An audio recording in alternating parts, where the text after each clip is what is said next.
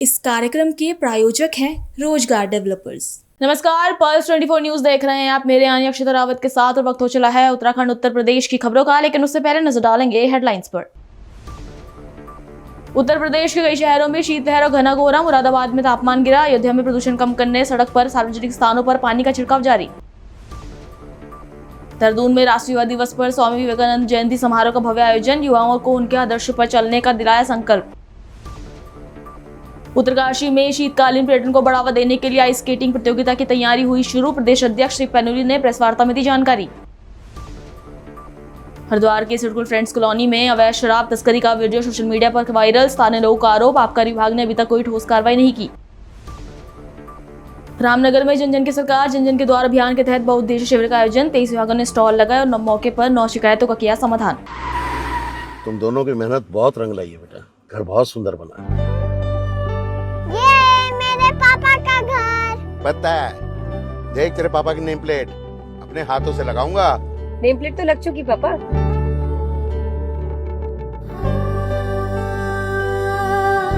असल मेहनत तो आपने की है पापा, मुझे इस काबिल बनाने के लिए। वो जिंदगी भर किराए के मकान में रहे, लेकिन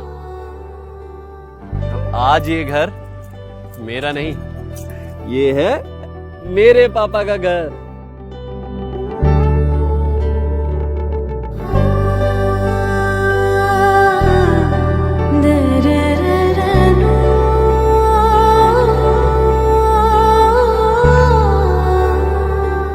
उड़ान सपनों की, आंगन खुशियों का और साथ सकर्णी का।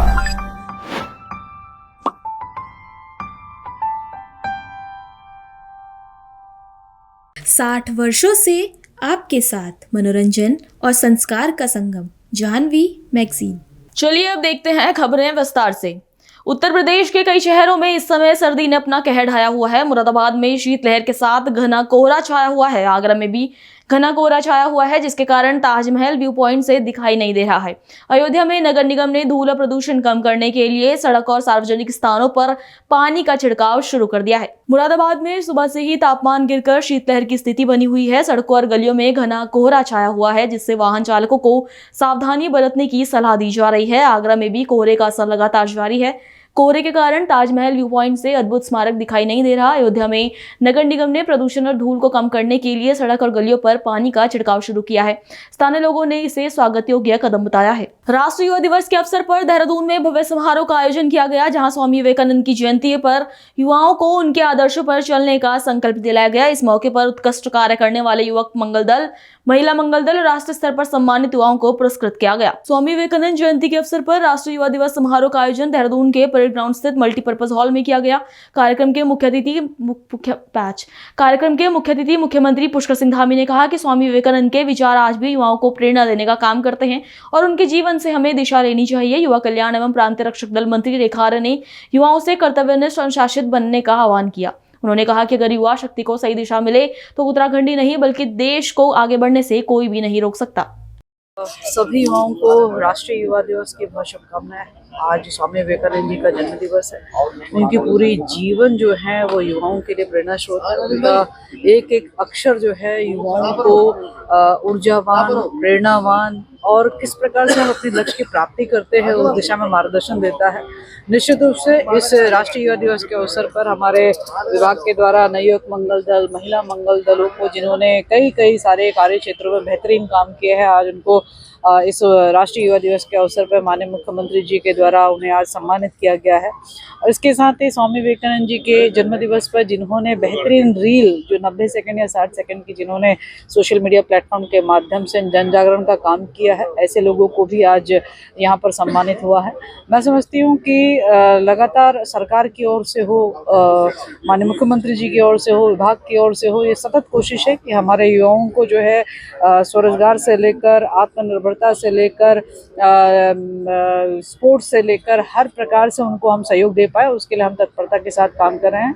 और युवाओं को ये दिन आज समर्पित है। निश्चित रूप से युवा जो है स्वामी विवेकानंद जी के जीवनी से प्रेरणा लेते हुए निश्चित रूप से अपने लक्ष्य को प्राप्त करेंगे। जी।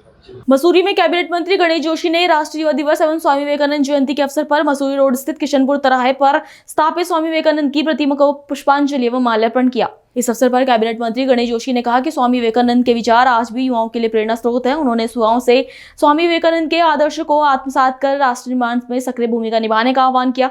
मंत्री जोशी ने कहा कि स्वामी विवेकानंद ने भारतीय संस्कृति, आत्मबल और सेवा भाव का संदेश पूरी दुनिया को दिया, जो सदैव मार्गदर्शक रहेगा। सीमांत जनपद उत्तरकाशी के युवाओं के लिए एक बड़ी खुशखबरी है। जल्दी उत्तरकाशी में आइस स्केटिंग प्रतियोगिता का आयोजन किया जाएगा। उत्तराखंड में शीतकालीन पर्यटन और साहसिक खेलों को बढ़ावा देने की दिशा में ये एक अहम पहल मानी जा रही है। इस संबंध में उत्तराखंड आइस स्केटिंग एसोसिएशन के प्रदेश अध्यक्ष ने प्रेस वार्ता कर जानकारी दी। उत्तराखंड में शीतकालीन पर्यटन को बढ़ावा देने के लिए सरकार लगातार ऐसे स्थानों की तलाश कर रही है जहाँ पर्यटन के साथ साथ साहसिक शीतकालीन खेलों को भी विकसित किया जा सके। इसी कड़ी में सीमांत जनपद उत्तरकाशी में आइस स्केटिंग प्रतियोगिता आयोजित करने की तैयारी शुरू हो गई है। उत्तराखंड आइस स्केटिंग एसोसिएशन के प्रदेश अध्यक्ष ने उत्तरकाशी में प्रेस वार्ता कर जानकारी दी कि हिमाचल प्रदेश और लद्दाख की तर्ज पर उत्तराखंड में भी कई जिलों में आइस स्केटिंग के लिए उपयुक्त स्थान चिन्हित किए जा रहे हैं। इस पहल से न केवल युवाओं को नए अवसर मिलेंगे बल्कि शीतकालीन पर्यटन को भी नई पहचान मिलेगी। के भ्रमण में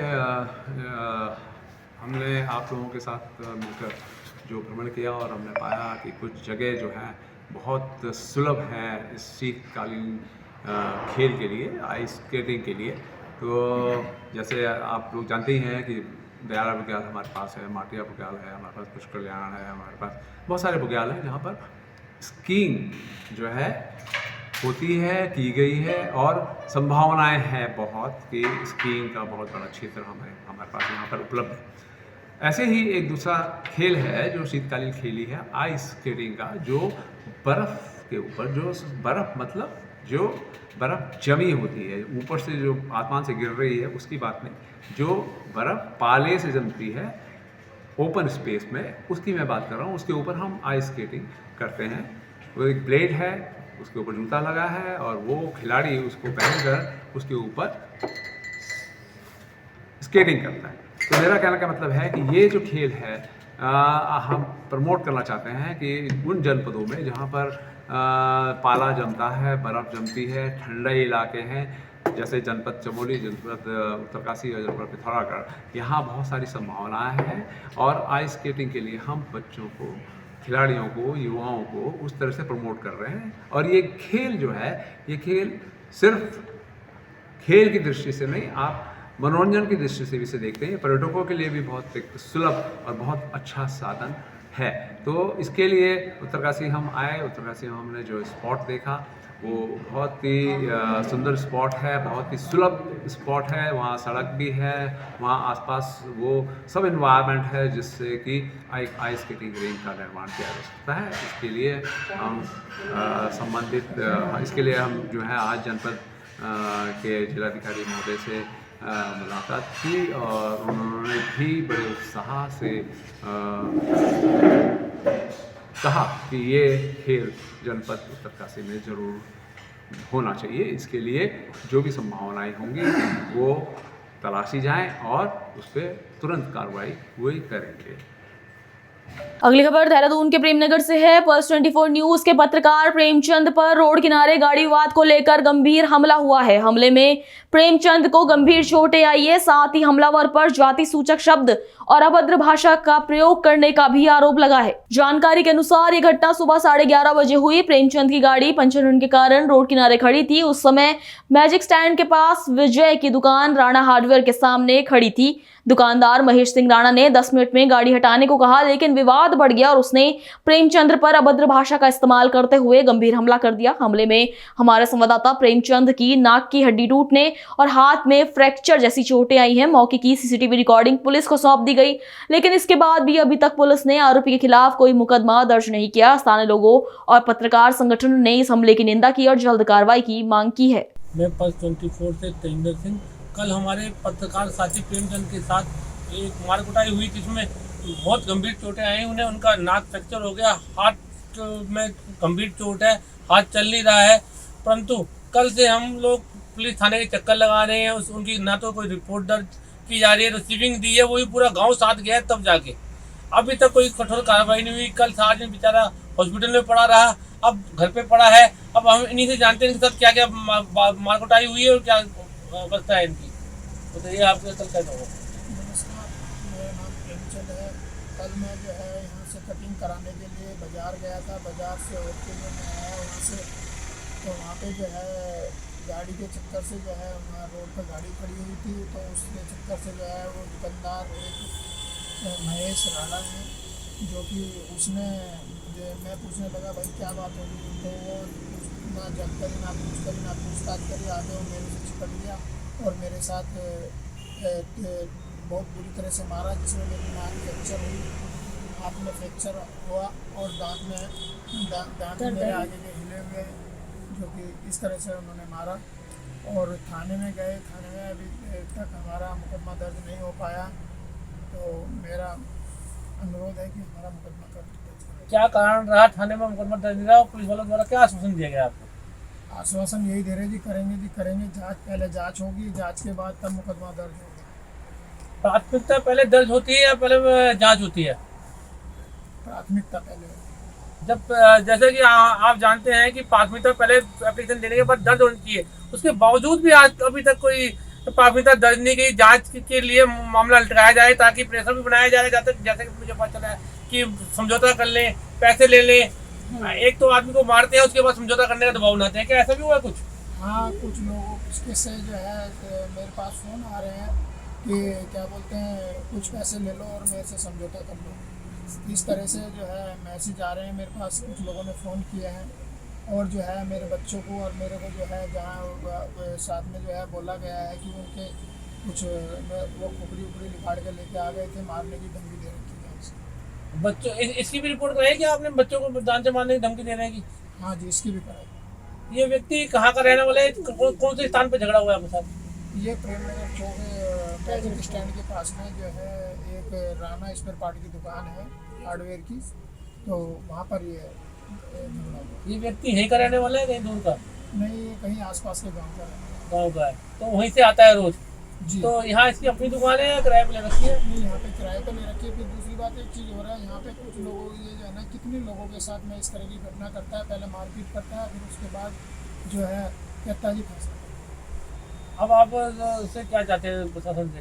तो प्रशासन से यही चाहते हैं हमें न्याय मिले और जो है हमारी मुकदमा दर्ज करोगे तो हमारे को न्याय मिले। धन्यवाद, मुझसे बात करने के लिए। हरिद्वार के सिडकुल क्षेत्र के चौहान मार्केट फ्रेंड्स कॉलोनी में लगातार अवैध शराब बेचने का वीडियो सोशल मीडिया पर खूब वायरल हो रहा है। स्थानीय लोगों का आरोप है कि इलाके में शराब का गिरोह सक्रिय है, लेकिन आबकारी विभाग अभी तक कोई ठोस कार्रवाई नहीं कर पाया है। सूत्रों के अनुसार कई स्थानों पर मिलने वाली शराब पर उत्तराखंड सरकार की आधिकारिक सील लगी मिली है। ये सवाल उठता है कि इतनी बड़ी मात्रा में शराब तस्करों तक कैसे पहुंच रही है। स्थानीय लोगों का कहना है कि सिडकुल थाना और प्रशासन की निष्क्रियता गंभीर चिंता का विषय है। निवासियों ने मांग की है कि क्षेत्र को अवैध शराब से मुक्त करने के लिए विशेष अभियान, छापेमारी और पूरे नेटवर्क पर कार्रवाई की जाए।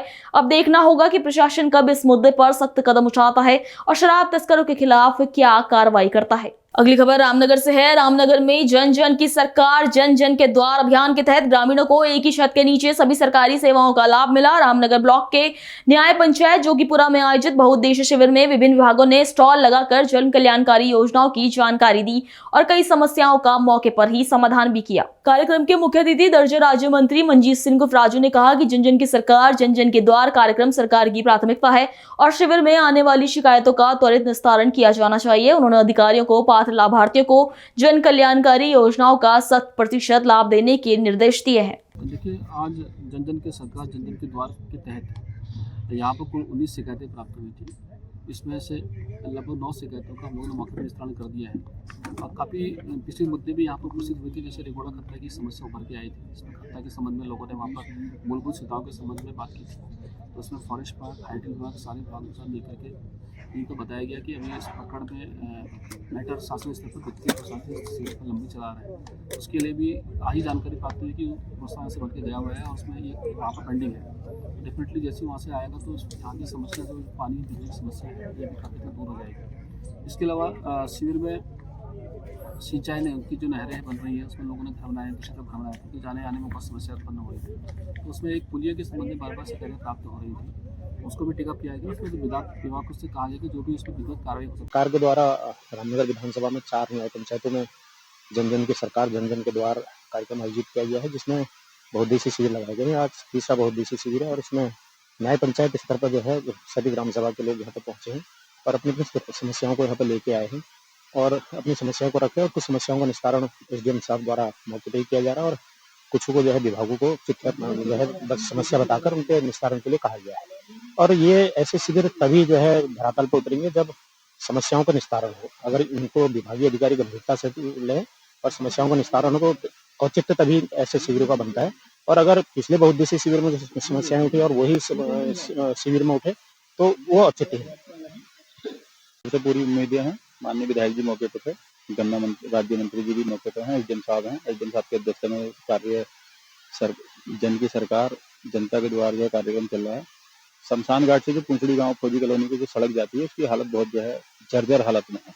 आए दिन में टुक पलट जाते हैं। हमारे द्वारा कई बार उसमें मट्टी भरान या अधो के माध्यम से गड्ढे काटने का काम किया गया है। एक जल जीवन मिशन की योजना भारत सरकार की आई थी पुंचड़ी गाँव में। वहाँ का जो जल जीवन मिशन की योजना है उसमें जो है वहाँ से लोगों को जो है पानी, वहाँ का जो संचालन है वो पानी नहीं छोड़ पाता। वो कोई ना कोई शिकायत जो है मतलब कुछ ना कुछ बताता रहता है। तो उसकी जो है आज हमने शिकायत एसडीएम साहब से की है। उम्मीद है जल्द जो है गाँव में सुधार आएगा। रामनगर में बड़ा मीट की कीमतों को लेकर विवाद लगातार गहराता जा रहा है। आम लोगों का आरोप है कि नगरपालिका द्वारा तय रेट लिस्ट को दरकिनार कर मीट विक्रेता मनमाने दाम वसूल रहे हैं। मामले में अब नगरपालिका की भूमिका पर भी सवाल उठने लगे हैं। स्थानीय नागरिकों का कहना है कि नगरपालिका परिषद रामनगर ने जारी रेट लिस्ट में बड़ा मीट की कीमत 180 रुपए प्रति किलो निर्धारित की है, लेकिन इसके बावजूद मीट विक्रेता 320 रुपए प्रति किलो तक वसूली कर रहे हैं। जनप्रतिनिधियों का आरोप है कि काशीपुर, जसपुर समेत आसपास के इलाकों में बाहर से मीट के आने के बावजूद इतनी अधिक कीमत नहीं ली जाती, जिससे यह आशंका गहराती है कि रामनगर में दाम बढ़ने के पीछे स्थानीय स्तर पर गड़बड़ी है। आरोप ये भी लगाए जा रहे हैं कि कुछ नगरपालिका कर्मचारी और मीट विक्रेताओं की मिलीभगत से पहले 200 रुपए और फिर 320 रुपए प्रति किलो तक दाम बढ़ाए गए, जो नियमों के खिलाफ है। ग्राहकों द्वारा सवाल उठाने पर गाली गलौच और मारपीट की घटनाएं भी सामने आई, जिससे आमजन में भय का माहौल बना हुआ है। इस मामले में दिया गया है कि कल हमें पता चला कि मीट कारोबारियों द्वारा ये इसमें 20 रुपए की बढ़ोतरी की गई है, जो कि गलत है। और अदर शहर में भी अगर देखा जाए तो मीट का रेट 260, 270, 280 है, लेकिन यहाँ रामनगर में 320 दिया जा रहा है। वो किस हिसाब से दिया जा रहा है वो बहुत गलत है। ये रेट ऐसे होने नहीं चाहिए। उस संबंध में हम डीओ साहब के पास यहाँ ज्ञापन देने के लिए आए थे। की रणनीति यह है कि अगर इसमें अमल नहीं होगा तो हम आगे इसमें प्रदर्शन करेंगे, बंद करेंगे और पालिका स्तर से जो भी एक्शन लिया जाएगा वो कराएंगे। आज हमें एक जो है ज्ञापन प्राप्त हुआ है जनप्रतिनिधियों के द्वारा। इसमें यह कहा गया है कि जो रामनगर में जो मीट मार्केट में जो बड़े मीट का जो रेट है वो लगभग 320 रुपये के हिसाब से बेचा जा रहा है, जो कि अत्यधिक है और साथ ही आसपास के क्षेत्रों से भी वो कहीं ज़्यादा है। इस पर हम लोग तुरंत ही अपने नगर पालिका स्तर से भी इस पर हम लोग जाँच करवाते हैं। साथ ही इसको अगली बोर्ड बैठक में भी हम लोग इसमें पाएंगे, क्योंकि इसमें जो भी डिसीजन होगा बोर्ड के माध्यम से होगा। साथ ही इसमें हम लोग एसडीएम साहब से भी हम लोग इसमें वो करेंगे कि इसमें अपने स्तर से भी मार्केटिंग ऑफिसर या जो रेट कंट्रोल ऑफिसर्स होते हैं उसके उनके थ्रू भी इसमें इन्वॉल्वमेंट करते हुए रेट मीट के क्या रेट हैं और वो कितने हिसाब से उसमें बिकना चाहिए, जो बिल्कुल वाजिब दाम हो उसी हिसाब से इसमें कार्रवाई करेंगे। रामनगर में कोसी नदी के उपखनिज भरान कार्य को लेकर एक बड़ा विवाद खड़ा हो गया है। बाहर से आए सैकड़ों मजदूरों ने नदी में मशीनों से खनन किए जाने का आरोप लगाते हुए सरकार और प्रशासन के खिलाफ प्रदर्शन किया। मामले ने राजनीतिक तूल भी पकड़ लिया है। मजदूरों का कहना है कि हर साल वो मैनुअल तरीके से कोसी नदी से उपखनिज निकालकर अपने परिवारों का पालन पोषण करते हैं, लेकिन इस बार बैककेरा और भारी मशीनों के इस्तेमाल से उन्हें काम नहीं मिल पा रहा है। आंदोलन का नेतृत्व कर रहे आरसीआई कार्यकर्ता देव विष्ट ने बताया कि हर साल 50,000 से 1 लाख तक मजदूर कोसी नदी में उपखनिज भरान कार्य के लिए आते हैं, लेकिन मशीनों के इस्तेमाल से हजारों मजदूरों के सामने रोजगार का संकट खड़ा हो गया है। वहीं मामले में कांग्रेस के पूर्व विधायक रंजीत सिंह रावत ने सरकार पर गंभीर आरोप लगाया। उन्होंने कहा कि नदियों का खनन निजी कंपनियों को सौंपे जाने के बाद नियमों की अनदेखी हो रही है। उधर प्रशासन ने मामले को गंभीरता से लेने की बात कही। अब देखना होगा कि कोसी नदी में खनन को लेकर उठे इस विवाद पर आगे क्या ठोस कदम उठाए जाते हैं। जी सर, मैं राजपाल बोल रहा हूँ।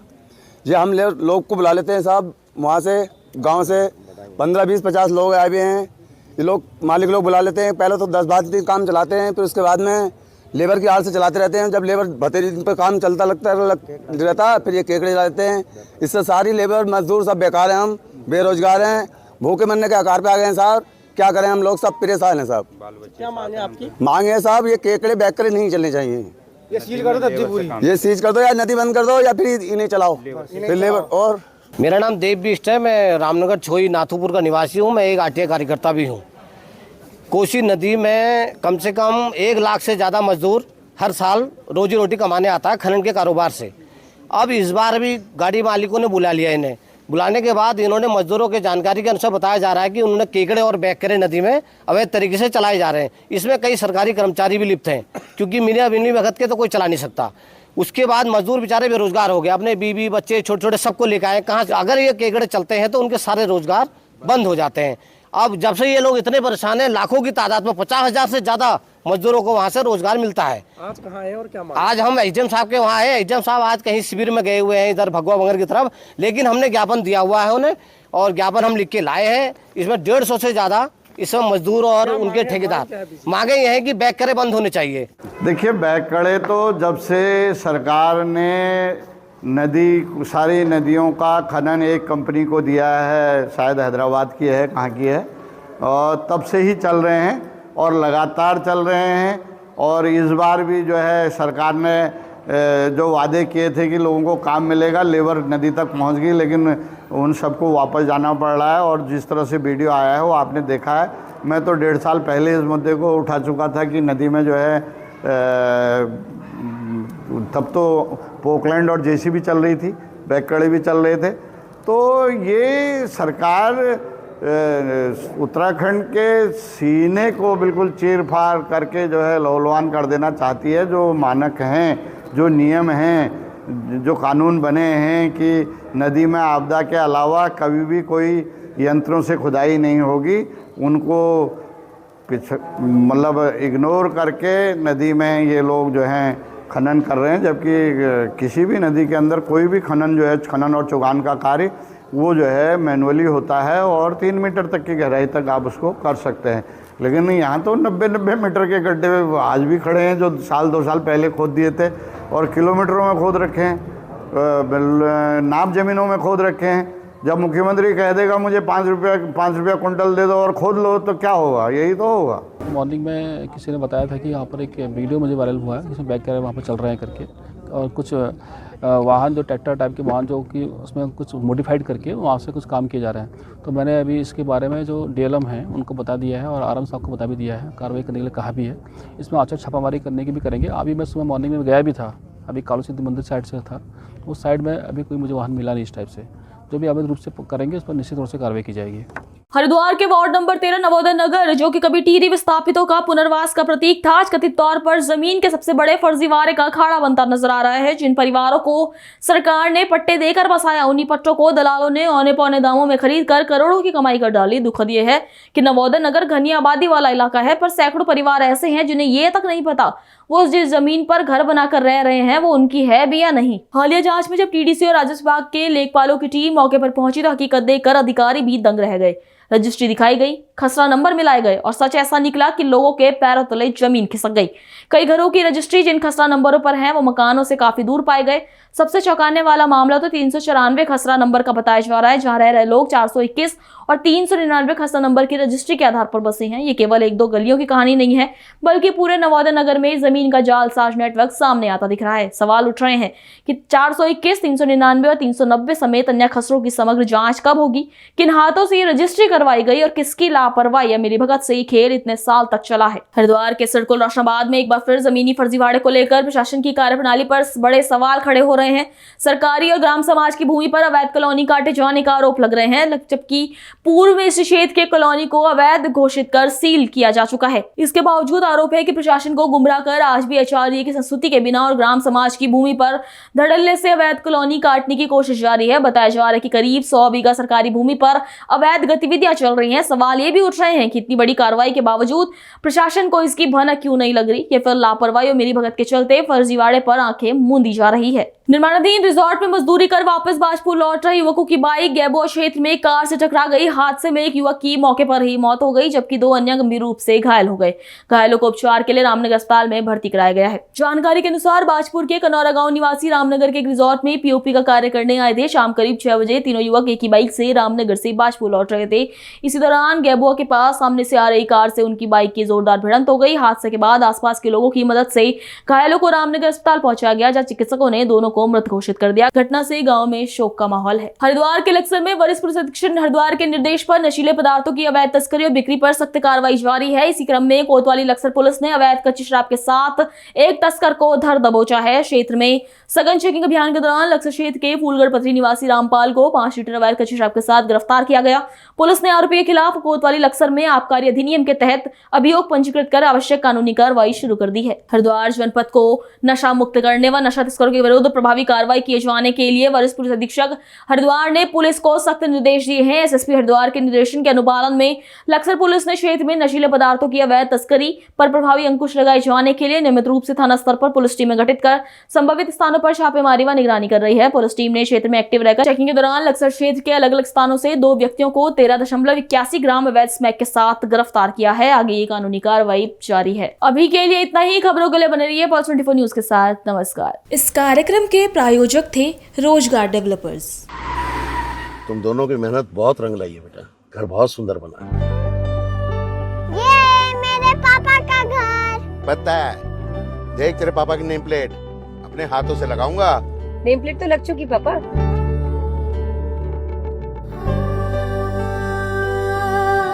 असल मेहनत तो आपने की है पापा, मुझे इस काबिल बनाने के लिए। वो जिंदगी भर किराए के मकान में रहे, लेकिन आज ये घर मेरा नहीं, ये है मेरे पापा का घर।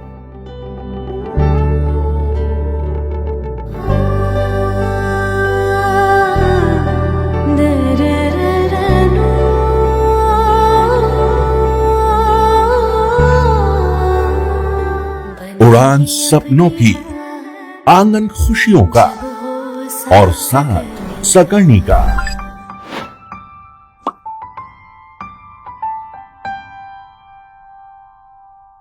60 वर्षों से आपके साथ मनोरंजन और संस्कार का संगम, जाह्नवी मैगजीन।